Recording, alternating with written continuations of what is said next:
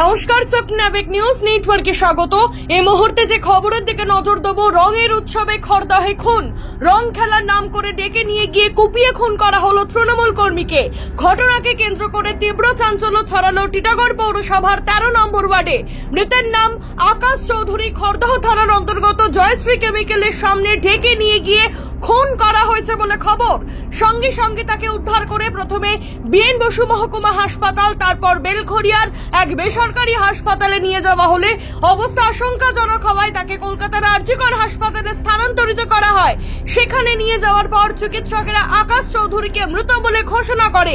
স্থানীয় সূত্রে খবর, এদিন রং খেলার জন্য তাকে ডেকে নিয়ে গিয়েছিল কয়েকজন যুবক। কিছু বিষয় নিয়ে তাদের সঙ্গে বচসা শুরু হলে যা সংঘর্ষে পরিণত হতে বেশি সময় লাগেনি। এরপরেই ধারালো অস্ত্র নিয়ে আকাশ চৌধুরীর ওপর আক্রমণ নেমে আসে। ঘটনা এখন এই শুনলাম যে আমাদের এই ওয়ার্ডে আকাশ বলে একটা ছেলে, আকাশ চৌধুরী নাম, ও হোলির দিন হোলি উৎসব জানে, আর নিজেদের মধ্যে বন্ধু বান্ধব করে এনজয় নেয়।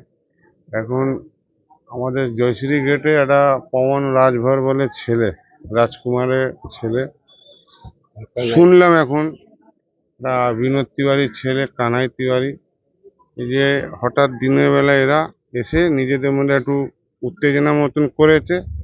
এখানকার লোক যেহেতু হোলি বলে ছাড়িয়ে দিয়েছে।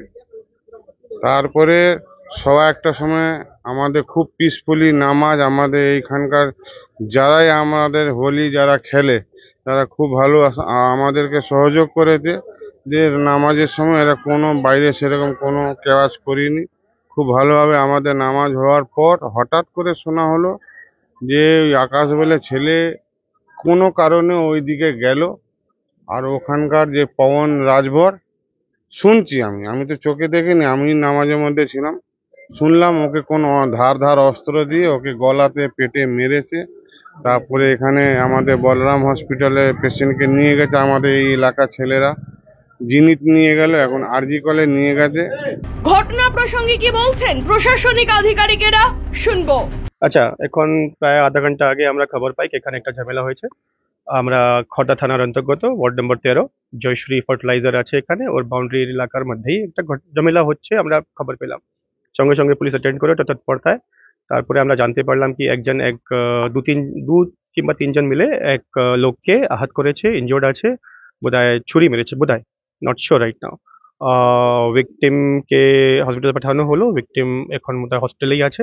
আর সঙ্গে সঙ্গে স্পট থেকে আমরা একজনকে আটক করতে পারলাম, ও থানাতে আছে। এখন আমরা সঙ্গে সঙ্গে কেস করে তদন্তে নেমে গেছি। বাদ বাকি ক্ষতি আমরা বের করছি কি হলো, ঘটনার পিছনে কি শক্তিকতা কি আছে, কে ইনভলভ আছে, কেন করা হলো, এইসব নিয়ে বাদ বাকি এভিডেন্স আমরা কালেক্ট করে করছি।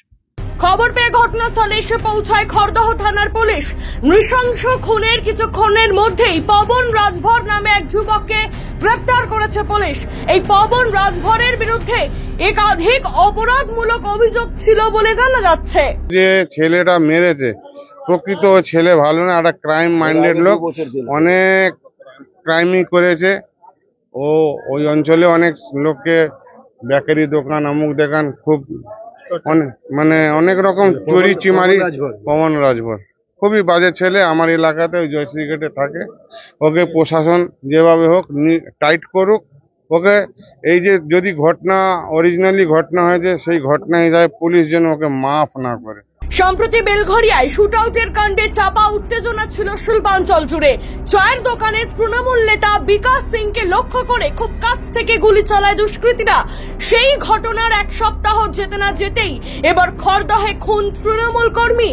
ব্যক্তিগত শত্রুতার জন্যই খুন বলে অনুমান করা হলেও তবে সঠিক কারণ এখনো অজানা।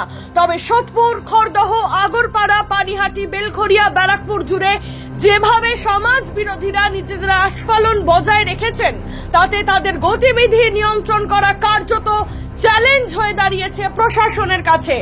চন্দন সেনগুপ্ত, শ্যামল পালের রিপোর্ট, সপনাবিক নিউজ। সমস্ত খবরের আপডেট পেতে লাইক করে সাবস্ক্রাইব করুন সপনাবিক নিউজ। সেই সঙ্গে বেল বাটন প্রেস করতে ভুলবেন না। আপনাদের একটা সাবস্ক্রিপশন আমাদের জন্য অত্যন্ত মূল্যবান। একই সঙ্গে ফলো করুন আমাদের হোয়াটসঅ্যাপ চ্যানেলটিও। জয় হিন্দ।